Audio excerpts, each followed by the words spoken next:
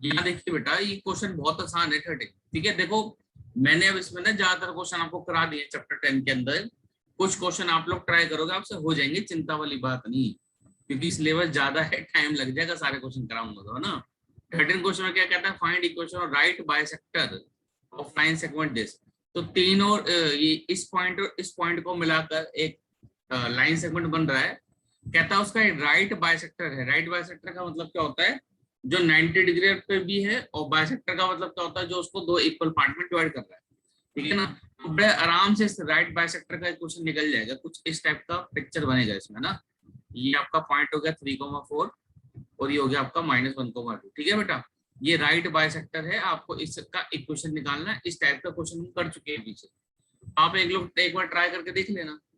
अगर तो कुछ डाउट वाउट आता है आपको तो पूछ लेना मेरे से। ठीक है, देखो आसान आसान से क्वेश्चन है, कुछ एक आधा आप लोग भी कर लो, टाइम बचाने वाली बात है बेटा, और तो कुछ नहीं है। ठीक है, और देखो ये 17 देखो, ये भी आप होमवर्क में ले लो। 13 को होमवर्क हो गया आपका, 17 हो गया, नेक्स्ट क्लास में बता देना, नहीं होगा तो कोई दिक्कत थोड़ी नहीं।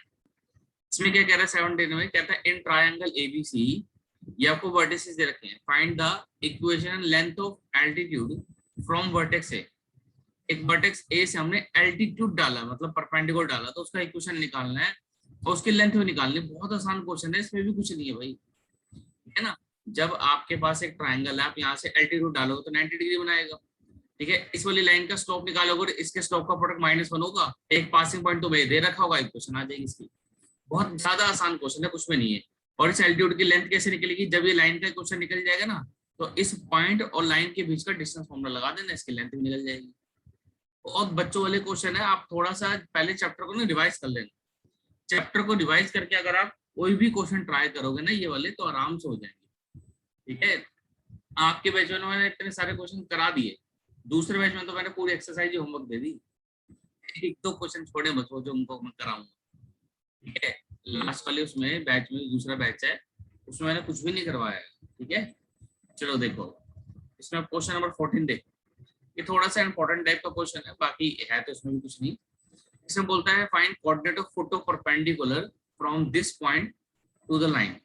इसमें क्या कह रहा है, कह रहा है इस पॉइंट से ना हमने इसके ऊपर परपेंडिकुलर डाला, तो जो परपेंडिकुलर के जो फुट है ना उसके कोऑर्डिनेट निकालो। तो पहले तो फुट का मतलब क्या, यहाँ पे एक बार क्लियर कर देते हैं इसको। देखो जरा क्वेश्चन ये थोड़ा सा इंपॉर्टेंट है, क्लियर। क्वेश्चन नंबर कौन सा है, क्वेश्चन नंबर है 14। तो देखो जरा इसको, इसमें क्या है, एक लाइन का क्वेश्चन है बेटा, तो एक लाइन बना लेते हैं।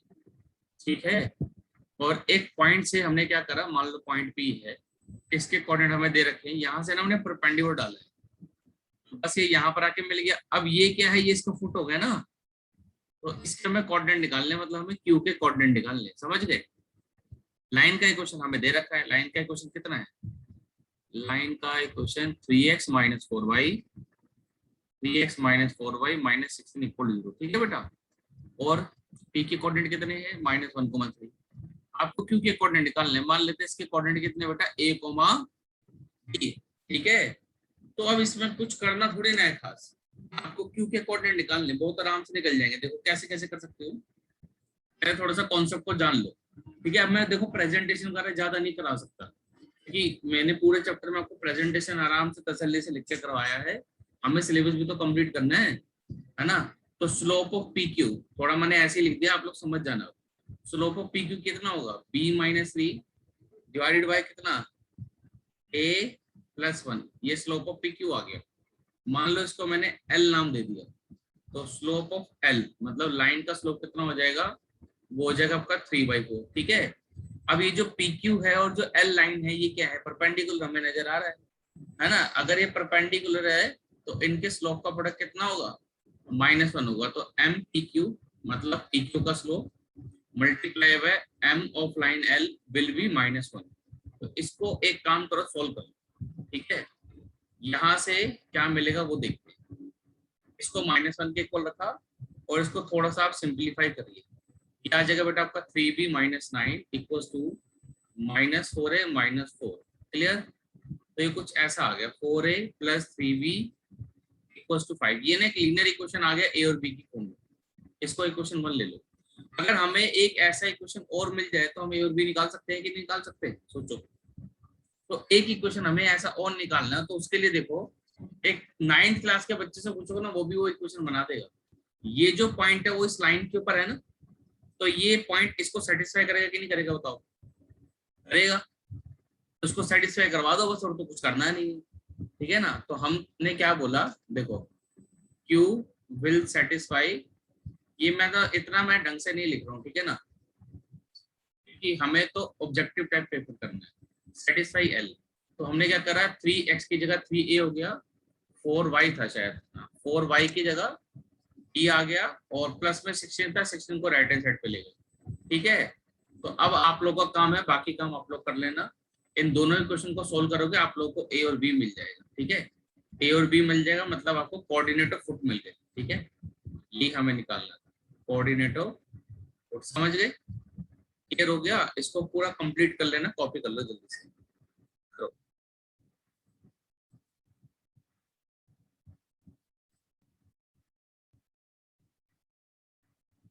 देखो भाई 15 क्वेश्चन देखो, कहता है the perpendicular from origin to the line this meet at the point -1, इसमें कह रहा है ओरिजिन से हमने एक परपेंडिकुलर डाला है इस लाइन के ऊपर, जो इस लाइन को कहां पर आकर मीट कर रहा है -1, 2 पर।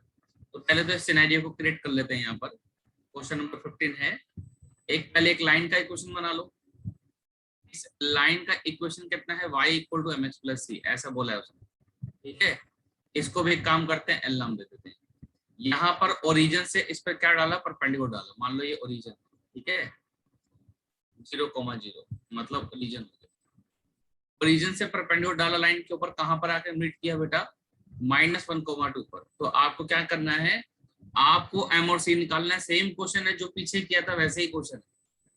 पहले तो क्या करो, इसको मान लो, चलो इसको Q मान लिया, और ये पॉइंट चलो इसको P ही मान लेते, थोड़ा समझ में अच्छा आ जाएगा। तो स्लोप ऑफ PQ वो कितना आ जाएगा, 2/-1, मतलब कितना हो गया, -2। और स्लोप ऑफ L कितना है, वो तो नजर ही आ रहा है आपको, M, ठीक है। तो यहाँ पर क्या होगा, slope of PQ multiply by slope of L कितना होगा, -1 के इक्वल, ठीक। तो -2 × M इक्वल कितना आ गया, -1। यहाँ से M का वैल्यू 1/2 आ गया, लो जी M आ गया, समझ आया? अब ये जो पॉइंट आपको नजर आ रहा है क्यों, ये इसको सेटिस्फाई करेगा, ठीक है। तो इसको सेटिस्फाई करा दो, काम खत्म। तो हमने क्या बोला, Q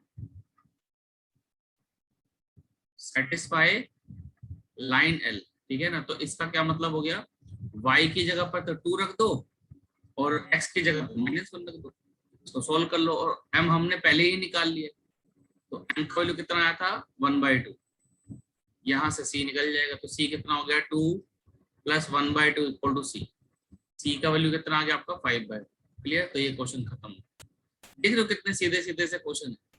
देखो अब इस चैप्टर में ना बचा कुछ भी नहीं, सारे कॉन्सेप्ट आपके कवर हो चुके हैं, सब टाइप के क्वेश्चन आपके हो चुके हैं। अब इस चैप्टर में कुछ भी नहीं बचा बेटा। तो थोड़े बहुत इधर उधर घुमा के क्वेश्चन पूछ लेगा। ऑल दो ये आपका चैप्टर अब कंप्लीटली फिनिश हो चुका है, ठीक है। इसको कॉपी कर लीजिए। चलो देखो, इसमें क्वेश्चन नंबर 16 देखिए। देखो क्वेश्चन 16 में क्या है, ये थोड़ा सा लेंथी क्वेश्चन है, बट कोशिश करेंगे जल्दी जल्दी करने की। P and Q are length of perpendicular from origin to this line, ये एक लाइन का क्वेश्चन है, इतना लंबा चौड़ा सा, ठीक है। और एक लाइन का क्वेश्चन ये है, तो 2 लाइंस हैं, ठीक है। और ओरिजिन से हमें परपेंडिकुलर दे रखे हैं, उनकी लेंथ दे रखी है, सॉरी, और हमको ये प्रूव करना है, ठीक है। तो बहुत ही बढ़िया क्वेश्चन है, मेरे थोड़ा ना साथ साथ लिखते रहना, समझ में आपको आ जाएगा, चिंता मत करो। क्वेश्चन डिफिकल्ट नहीं है, बस लेंथी है। देखो 2 लाइन है, एक तो ये लाइन समझ लो आप, इसको L1 बोल दिया, और इसकी इक्वेशन क्या दे रखी है हमको, जो पहली लाइन है उसका इक्वेशन हमारे पास क्या है बेटा, वो देखो आप। इक्वेशन हमें दे रखा है x cos थीटा, ठीक है, x cos थीटा, लिखो भाई, लिखते रहो, -y sin थीटा, और जो राइट हैंड साइड पे है बेटा इसे ले left hand side, -k cos 2 theta, cos 2 0, हमने ऐसे लिख लिया क्वेश्चन। अब वो कह रहा है हमने इस पे ओरिजिन से परपेंडिकुलर डाला, चलो अच्छी बात है, ओरिजिन से परपेंडिकुलर डाला, और उस परपेंडिकुलर की लेंथ कितनी है, स्मॉल p, ठीक है, क्लियर हो गई बात। अब देखो अगले क्वेश्चन और पढ़ लेते हैं एक और, जरा देखो भाई, पहले देख लो। आपको ना ये कुछ प्रूव करना है, तो हमें इसके लिए क्या करना पड़ेगा, पी और क्यू की वैल्यू निकालनी पड़ेगी, तभी हम लेफ्ट हैंड साइड को राइट हैंड साइड बना पाएंगे। तो हम क्या कर लेते हैं, पहले यहाँ पे पी का वैल्यू निकाल लेते हैं। पी का वैल्यू मतलब क्या हो गया, डिस्टेंस हो गया ओरिजिन से लेकर लाइन तक का। अब distance between point and line का फॉर्मूला क्या बताया था आपको, ये बताया था A X one B Y one capital C modulus divided by A square plus B square under root, ये फॉर्मूला बताया था मैंने, याद होगा आपको। अब यहाँ पर इस क्वेश्चन के अंदर x1 और y1 का काम कौन कर रहा है बेटा, इस क्वेश्चन में x1 y1 का काम कर रहा है ये ओरिजिन, ठीक है। और इस क्वेश्चन में a का काम कौन कर रहा है, a का काम कर रहा है cos थीटा, b का काम कर रहा है माइनस साइन थीटा, और c का काम कौन कर रहा है माइनस का k cos 2 थीटा, ठीक है। ये सब चीजें इसके अंदर, चलो अब आगे देखो।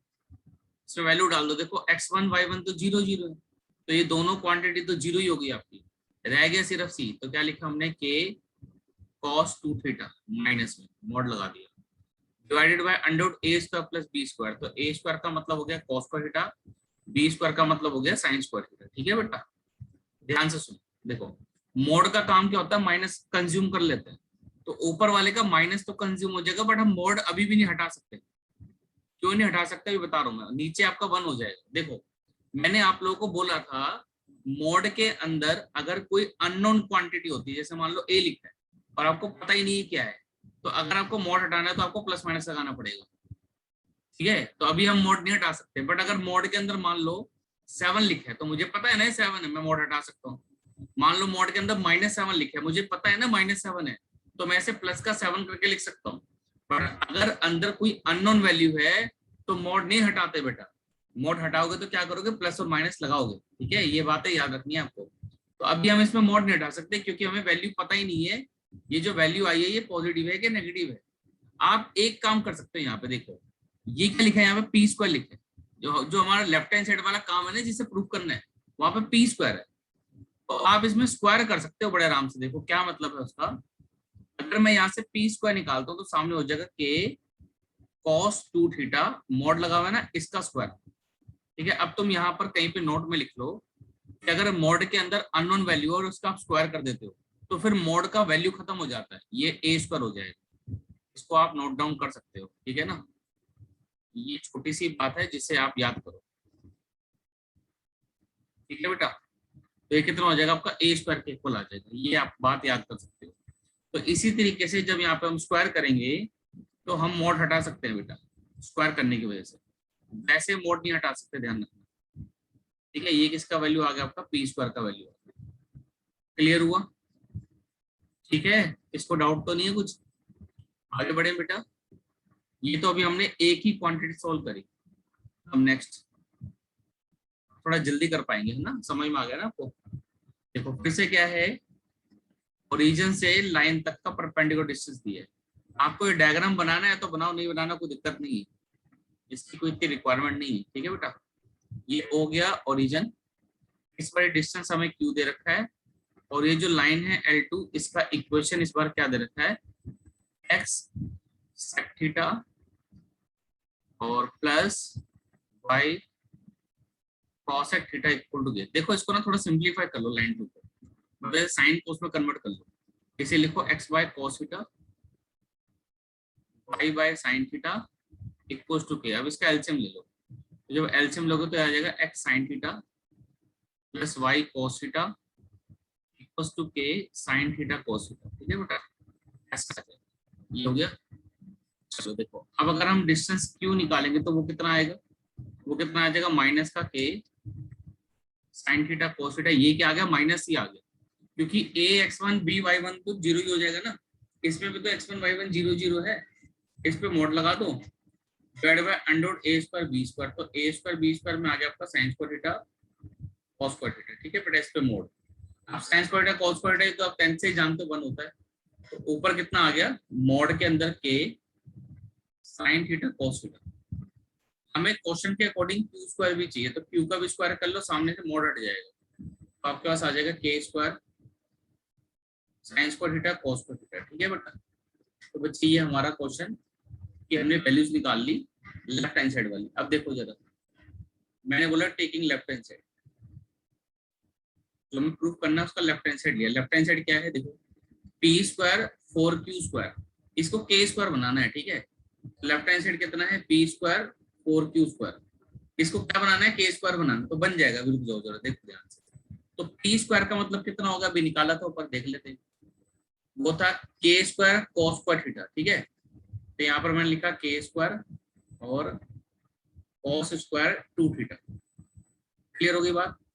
आगे देखो ये लिखा है 4 और क्यू स्क्वायर का वैल्यू आपको यहाँ पे नजर आ ही रहा होगा, वो लिख देते हैं के स्क्वायर और इसके बाद है थोड़ा सा sine square theta cos square theta, ठीक है। देखो बेटा यहाँ से ना आप कॉपी नहीं करो, पहले देख लो क्या करना है। पहले तो इसमें क्या करा हमने, के स्क्वायर को कॉमन ले लिया, ठीक है। अंदर ब्रैकेट के अंदर क्या बच जाएगा, कॉस स्क्वायर 2 थीटा, ठीक है। और ये आपका बच गया 4 sine square theta cos square theta, ठीक है। देखो यहाँ से ना आपको एक चीज याद करनी है जो आपको पता नहीं है पहले से, जिन्होंने ट्रिगो नहीं पढ़ा उनके लिए, ठीक है। ये व्हाइट कलर में लिख रहा हूँ, इसको आप कहीं पे भी नोट कर लो। देखो अगर कहीं पे आपको ये लिखा मिले 2 sine theta into cos theta, तो एक्चुअली ये इक्वल होता है साइन 2 थीटा, ये दोनों क्वांटिटी इक्वल होती है। तो इसका देखो मैं यहाँ पे कैसे यूज करूंगा वो देखो। ये तो हो गया आपका के स्क्वायर, ये है बेटा आपका कॉस स्क्वायर 2 थीटा। तो यहाँ पर देखो 4 sine square theta cos square theta लिखा है, तो मैंने इसको लिखा 2 साइन थीटा, इसका स्क्वायर गायब हो गया, कॉस थीटा इसका स्क्वायर गायब होगा, हमने इन सबका स्क्वायर ना बाहर लगा दिया, ठीक है। अब ये जो वैल्यू है इसकी शक्ल तो इस व्हाइट वाले से मिल गई, इसकी ऐसी हुई ना, तो इसको हम क्या लिख सकते हैं, साइन 2 थीटा लिख सकते हैं। क्लियर, कॉस स्क्वायर 2 थीटा और ये हो जाएगा आपका साइन 2 थीटा, ठीक है। इसकी जगह कितना आ गया, साइन 2 थीटा। अब ये स्क्वायर है तो यहाँ पे मैंने क्या लिख दूंगा, साइन स्क्वायर थीटा लिख दूंगा, ठीक है बेटा। तो अल्टीमेटली ये वैल्यू इतनी आ गई। ध्यान से सुनो, ये तो आपको 10th क्लास में पढ़ा दिया था कि अगर साइन और कॉस का एंगल सेम है और यहाँ पे स्क्वायर अगर हो रहा है तो इसका वैल्यू कितना होता है बेटा, 1 होता है। तो ये जो साथ वाला ब्रैकेट है इसका वैल्यू 1 आ गया, अल्टीमेटली के स्क्वायर आ गया which is your right hand side, ठीक है। तो ये वो क्वेश्चन हो गया, इसमें थोड़ा सा ट्रिग्नोमेट्री इन्वॉल्व है, बाकी कोई दिक्कत वाली बात नहीं है, ट्रिगो तो आसानी है इसके अंदर, ठीक है। एक फॉर्मूला आपको याद करना वो आप याद कर लेना, ठीक है। चलो हो गया ये, जहां से अब आपका नोट डाउन रह गया मुझे बता दो। देखिए नेक्स्ट लास्ट क्वेश्चन रह गया आपका और ये चैप्टर अब फिनिश। देखो इसमें अब जो भी बच गया मिसलेनियस में प्लीज एक बार नजर दोहरा लेना, आपको समझ आ जाएगा। इसको देखो 18 को कहता है if p is the length of perpendicular from origin to the line whose intercept on the axis is this and show this, ये शो करो। वो कह रहा है p जो है ओरिजिन से डिस्टेंस है और हमें ये शो करना। अब हमें ये नहीं बताया ये चीज है क्या, ये चीज क्या है, तो हमें खुद ही सोचना पड़ेगा क्या चीज है, ठीक है ना। तो एक बार रुको, पहले थोड़ा सा विजुअलाइज कर लेते हैं क्या क्या दे रखा है ना।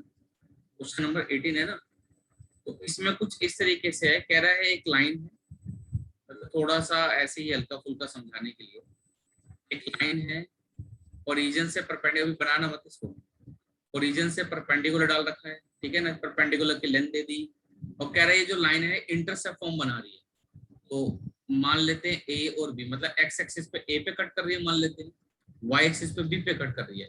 अगर इंटरसेप्ट फॉर्म है तो इसके कोऑर्डिनेट a, 0 होने चाहिए और इसके 0, b होने चाहिए। नहीं समझ में आया तो ऐसे बना लो, ऐसे लाइन हो गई, ये ओरिजिन से परपेंडिकुलर हो गया, ये लेंथ p दे रखी है, ये पॉइंट a मान लिया तो इसके कोऑर्डिनेट a, 0 हो गए, ये पॉइंट b मान लिया तो इसके कोऑर्डिनेट कितने हो गए हमारे 0, b हो गया, ठीक है। वही चीज मैंने यहाँ पे भी बनाई है, जल्दी जल्दी बनाना होता है, सिर्फ आपको इसमें सजाना थोड़ी ना। हमारे पास एक चीज तो क्लियर है कि जो इक्वेशन ऑफ ए बी है, जो ए बी लाइन है उसका इक्वेशन क्या होगा, x by a plus y by b equals to 1। अब यहाँ से ये जो हमने डायग्राम थोड़ा बनाया रखी, आप लोग क्या लगता है ये चीज क्या दे रखी है, मुझे तो लग रहा है ये डिस्टेंस है ओरिजिन और लाइन के बीच का। क्यों डिस्टेंस है, एक चीज नोटिस करो, ये इक्वेशन नहीं है, पता है क्यों, क्योंकि इसके अंदर एक्स और वाई है ही नहीं, वेरिएबल गायब है इसके अंदर। अगर वेरिएबल गायब है और हमें क्वेश्चन में डिस्टेंस की बात की गई है, तो पक्का ये डिस्टेंस ही होगा ओरिजिन और लाइन के बीच में। फिर हम क्या कर सकते हैं, डिस्टेंस फॉर्मूला लगा के अपना काम चला सकते हैं, हो सकता है प्रूफ हो जाए। तो अब इस लाइन में, इस लाइन के अंदर अगर मैं बात करूं, इसको पहले थोड़ा सिंप्लीफाई कर लेते हैं। देखो इस लाइन को हम ऐसे लिख सकते हैं, bx ay minus ab equal to 0। मतलब मैंने क्या करा, इसका एलसीएम ले लिया, ठीक है बेटा। अब इस लाइन के अंदर a का काम कौन कर रहा है, b कर रहा है, b का काम कौन कर रहा है, स्मॉल a कर रहा है, और c का काम कौन कर रहा है, माइनस ab। बात करें अगर x1 y1 की, तो डेट इज वेरी ऑब्वियस 0 0, क्योंकि ओरिजिन से परपेंडिकुलर डाला। अब इनके बीच में क्या करो, डिस्टेंस निकाल लो। डिस्टेंस का फॉर्मूला क्या होता है, आप लोगों को पता ही है, ax1 by1 प्लस c। तो x1 y1 वाला पार्ट तो हटा दो, सिर्फ c बच जाएगा, तो माइनस ab आ गया, मोड आ गया, divided by under root a square plus b square. ठीक है, क्लियर हो गई बात। अब जो क्वेश्चन में है, क्वेश्चन में पहले ही बोल रहा है कि जो डिस्टेंस है वो p दे रखा है, चलो ठीक है, तो माइनस इतना divided by a square plus b square. चलो इतना कर लिया हमने। अब हम ये देखते हैं कि हमें यहाँ पे करना है। यहाँ पर देखिए समझ में आ रहा है कि हर जगह स्क्वायर है, p का भी स्क्वायर है। हमारे पास p का स्क्वायर नहीं है, तो हमने क्या करा, दोनों तो स्क्वायर कर लिया, स्क्वायरिंग बोथ साइड्स। स्क्वायर करोगे तो ये p स्क्वायर हो जाएगा, स्क्वायर करने से सामने वाले का मॉड हट जाएगा, तो a स्क्वायर b स्क्वायर, नीचे वाले का रूट हट जाएगा। ठीक है बेटा, इसको क्या करो, क्रॉस मल्टीप्लाई कराओ, ये a स्क्वायर b स्क्वायर यहाँ आ जाएगा, या क्रॉस मल्टीप्लाई करा लो, या हम ऐसे भी बोल सकते हैं कि इसको रेसिप्रोकल कर दो दोनों तरफ। तो यहाँ पर क्या हो जाएगा, ये तो हो जाएगा आपका 1/p स्क्वायर, ठीक है बेटा, और राइट हैंड साइड पे हो जाएगा a square b square divided by a square b square. अभी मैंने पलटा, क्यों पलटा मैंने, इसलिए क्योंकि ये 1/p स्क्वायर लिखा है। हमारे पास क्या आया था, हमारे पास p स्क्वायर आया था, यहाँ पर क्या लिखा है, 1/p स्क्वायर लिखा है, तो पलट लो। ठीक है, बस हो गया ये क्वेश्चन। ये हो गया 1/p स्क्वायर। इस a स्क्वायर b स्क्वायर को अलग अलग करो, इसके नीचे अलग लिखो, और इस b स्क्वायर के नीचे a स्क्वायर b स्क्वायर को अलग लिखो। देखो मैं वैसे इतनी फास्ट कभी पढ़ाता नहीं हूँ, बट थोड़ी सी मजबूरी है इसलिए पढ़ा रहा हूँ। ठीक है, आपको अगर समझ नहीं आया तो बेटा मुझे बता दो, क्योंकि चैप्टर की ना एंडिंग चल रही है, तो तब तक तो बच्चों का सारे कॉन्सेप्ट बिल्ड हो चुके होते हैं, इसलिए मैं फास्ट पढ़ा रहा हूँ, क्योंकि मैं कभी इतनी फास्ट पढ़ाता नहीं, यही प्रूफ करना था। हो ठीक है, आपने देखा है मेरे को कितने देर टाइम से मेरे से पढ़ रहे हो, मैंने कभी